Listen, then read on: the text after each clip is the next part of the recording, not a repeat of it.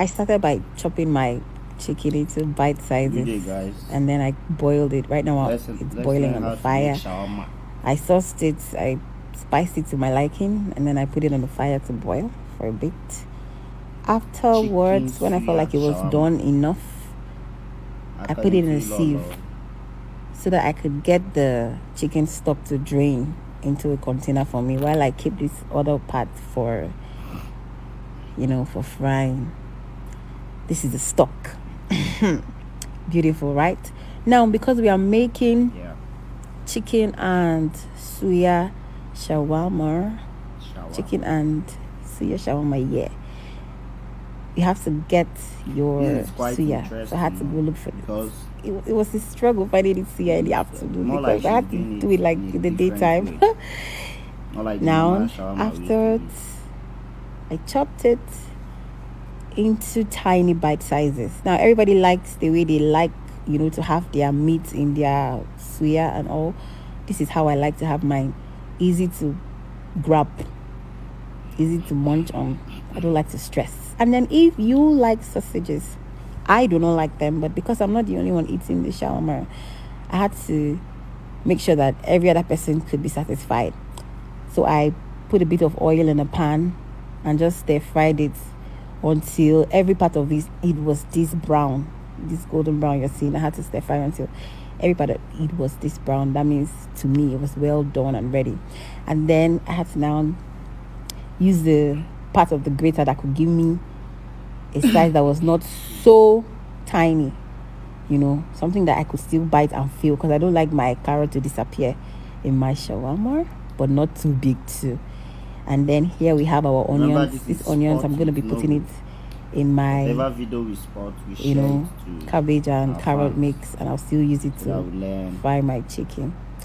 After this, see the cabbage, chop it, ready for the mixing. I just find a container, mix my cabbage, subscribe to our channel on YouTube, then put in my carrot, share to others so that they can, and then of course I'm going to put in my onions. This onions is actually very optional. Not everybody likes onions in their shawarma, but I'm crazy about onions. I love onions. If I could, I'll use onions to sip gari, but oh god, so that my husband will not think I'm mad.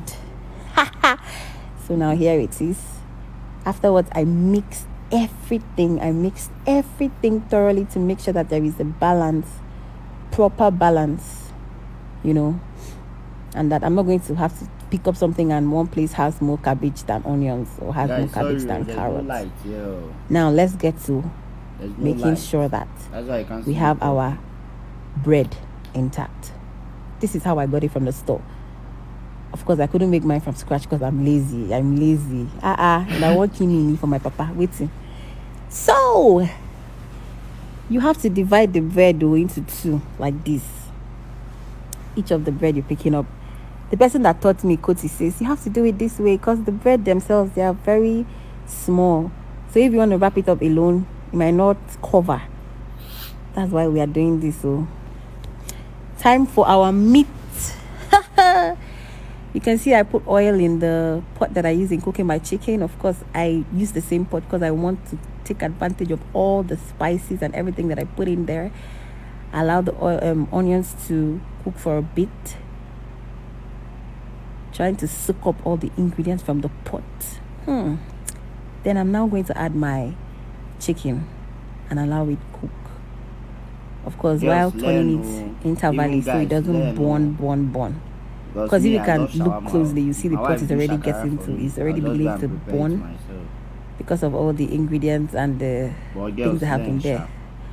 At least you can use it for business. So I'm going to allow it still cook for a while. When I feel like it's really dried, I'll now add my suya. And for the guys, you can also cook it. See, I put every bit of the suya in it. Now, remember that this suya already has its pepper. The chicken was already sauteed with pepper. But then I'm going to add this liquid Cameroon pepper. If you like Cameroon pepper, this oil, this liquid pepper is for you. It is original from Cameroon. Bongon. I sell it. It's so nice.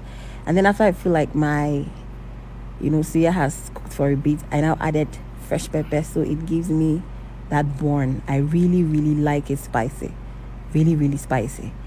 So as you can see, the pot is burning, showing you that it's getting drier and drier because I want it to be very dry. Now, well, if you're using a good pot, don't be scared of the fact that it's burning. All you have to do is just, when you're done, pour water inside and keep it for a while. When you go to wash your pots, everything goes out. It's not going to be stuck. Okay, don't be scared.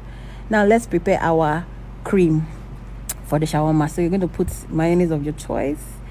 Put an amount that you like. And then afterwards, add a bit of ketchup.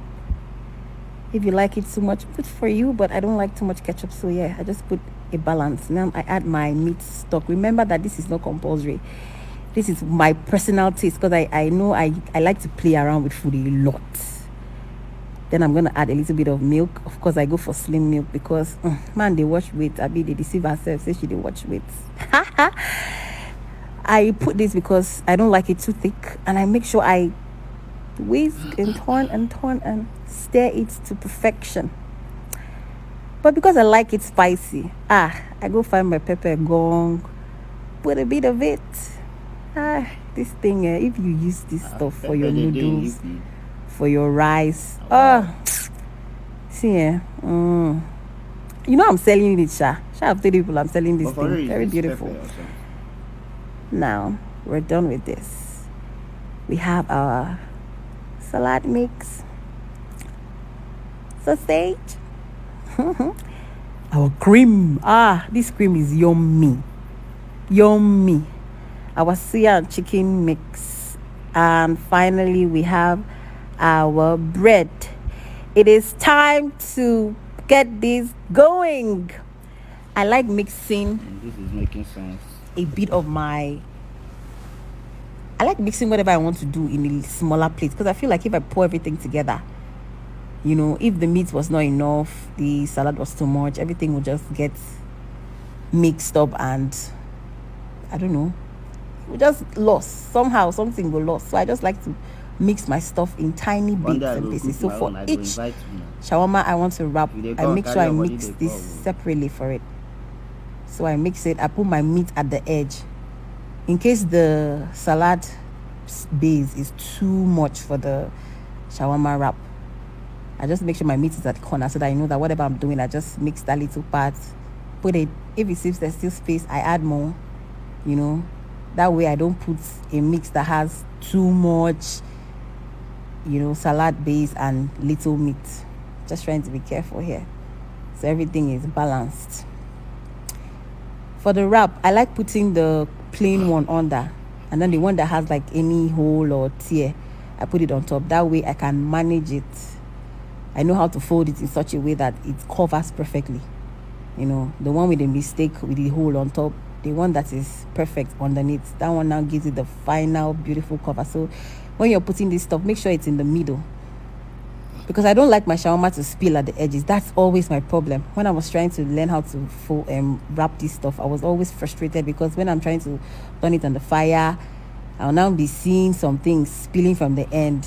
And then it will not be burning on my pot and now be causing my pot to burn while the shawarma is trying to get ready. I really, really don't like that. So I had to find a way to wrap my shawarma so that there's nothing spilling out of anywhere. Yes. So this is me adding a little bit of cream just for it to be extra creamy. That is if you like it that way. Now I add my sausage. I'm so careful. Carefully check the way I'm wrapping it. That hole now is lying on the body of the one below. So therefore nothing can spill from the hole, while I carefully try to seal these edges to make sure that nothing is popping out of the edge. Have you seen what I'm doing? Watch carefully, because this part there, you go finish all this your stress, that this part will come fuck you up. This part was always so annoying. I just thank God I've gotten past this stage. I'm not eating this. Careful. This shawarma. So when you do this, I feel it's tasty already. Voila, perfection. Now when you're putting it on the pot, make sure that that's the part that stays on the pot, because once that is heated up, it seals automatically and cannot scatter. Yay! I have to wrap this do this wrap how many more times? Now I put my pan on the fire. I'm using a grill pan, but before I start using a grill pan, I used to use a pot. or a frying pan, any flat surface that came my way. So don't say, oh, I don't have a grill pan, I cannot do it. I have done 35 before for people's events. I've done 50 with pot. So don't come and use that one as an excuse and say, oh, I don't have grill pan, I'll not be able to do it. Lies. Don't do that to yourself. Now it's on the fire. I put it there. You're going to turn it. Some pots can carry 3, some 4, depending. Make sure you don't leave each side for too long. Maybe 30 seconds interval. You keep turning and turning. I can turn mine for up to 4 times or 3 times. So it's really hot and crunchy. Yeah, it is almost ready and very crispy. Baby girl is doing well. Look at it now. Look at this thing. It's ready. Let me go and find who is going to taste it for me and give you. Because if I say let me eat it by myself and tell people will say, is it not your own? You will say it's sweet. Will you say your own is not sweet? So let me find a celebrity to test it for me. So moist, so creamy, so beautiful. So how is the shawarma? You guys are missing. It's so delicious. So creamy. So crunchy. I tell you, so crunchy. Hey, good. Please start shawarma business, I beg. No, I cannot. I'm just only teaching people just because I'm a nice person. No, please. So should they share this video? Yes, they should though. They should start sharing sharp. So that others can learn too. You can even use it as your business. Funny enough. Sure. I need to start saying. I can't even talk much because this thing is too sweet. I swear I'll do this myself. Alright, thank you. Remember to subscribe. Thank you and God bless you.